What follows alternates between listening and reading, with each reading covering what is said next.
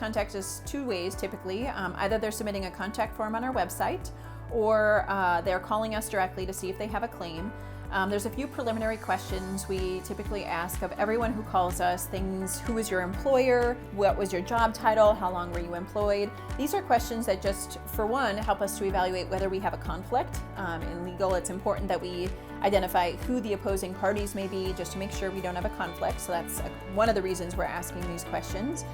And another is to identify, are you still employed there? How long did you work there? What are the documents that we may be asking you to go collect to help us make our evaluation? The second thing that we will do, in addition to asking these basic questions, is ask if you are terminated, if you've requested your personnel file or your reason for termination.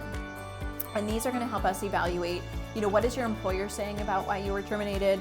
What is their stated reason for termination? Even though you may disagree vehemently with anything that's in your personnel file or your reason for termination, we at least want to get a kind of foundational understanding of what they're saying, what they're going to be using as the reason for termination.